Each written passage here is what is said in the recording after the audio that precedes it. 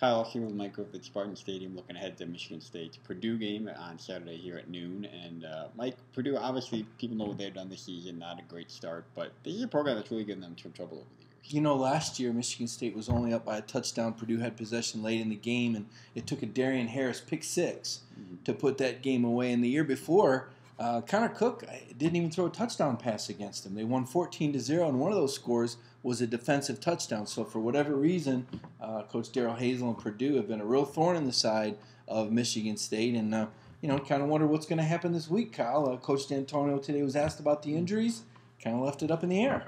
Yeah, about as much as you're going to get out of him is anything season-ending or not.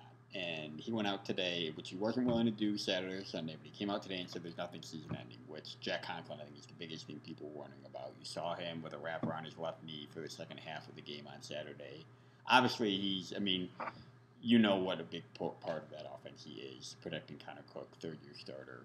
So the fact that he won't be out for the year and will probably be back for some of their biggest games, I think is a huge, huge break for this team. Yeah, I think it's good news for Michigan State. It's funny, you look at Michigan State and they're number 2 in the ranking, and, we've kind of been looking at the statistics a little bit closer. A lot of people starting to wonder, well, how good is Michigan State, especially now that Oregon got embarrassed by Utah. I think that's kind of what started it a little bit. Like, well, maybe that win over Oregon wasn't so good. Kyle, I think it was a very good win, and I think that was a very good Oregon team, and we've seen things can happen in college football. I don't take anything away from Michigan State. I think they deserve to be ranked where they are. But as far as the statistics, I think a bit of an anomaly, because if you go back and look, Michigan State has really been in control at halftime of every game this season. I mean, the Central game was maybe not as much control as they would like, but there was a late touchdown, some controversy with a penalty on Jermaine Edmondson that Coach D'Antonio certainly did not agree with. So I think that the circumstances of the game, the fact that Michigan State's been playing with big leads, not really keeping their foot on the accelerator offensively, being very careful. Connor Cook, 9 touchdowns, only 1 interception. So I think the numbers may be a little misleading. Well, and you wrote about this over the weekend, I think. This is a program that, yeah, it's number 2, but it's not really designed to win these, 50 to 3 or 50 to 0 games. Right. I mean, that's just not what they're doing. I mean, they've got the offensive firepower, but they're going up at halftime, they're getting a couple touchdown lead, and they're just trying to pound it on the ground, run the clock out, and win by 2 touchdowns. Well, and here's where it may throw some people off. The Rose Bowl season is what we all kind of remember and we point to the D'Antonio era. And, yes, they did become the first Big Ten team in history to win 9 conference games by double digits.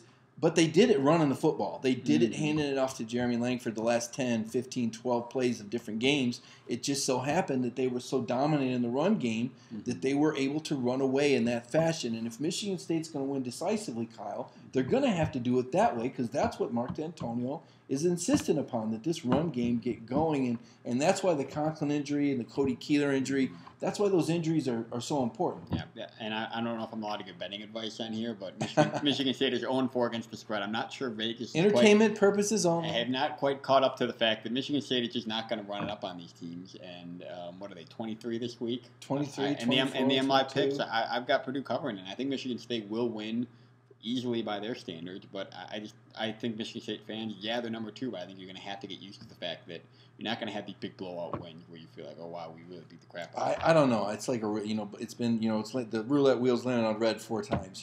This would be the one week watching. They'll surprise everybody. Probably, yeah. I mean, don't come to me if they cover. You just don't know. I mean, that's I guess when you cover a team, you like to think you have a feel for them. The feel I have for this team so far is they're doing just enough to win, but I sit there and I look at these guys one by one, Kyle, and they could beat Purdue by 40 and I wouldn't be surprised. The game could go to overtime and I wouldn't be surprised. I mean, I really am not sure how this game is going to play out. And from week to week with Michigan State, you don't know. But say this, they have won 30 of the last 33 games. Yeah. And Mark D'Antonio today was in a pretty chipper mood.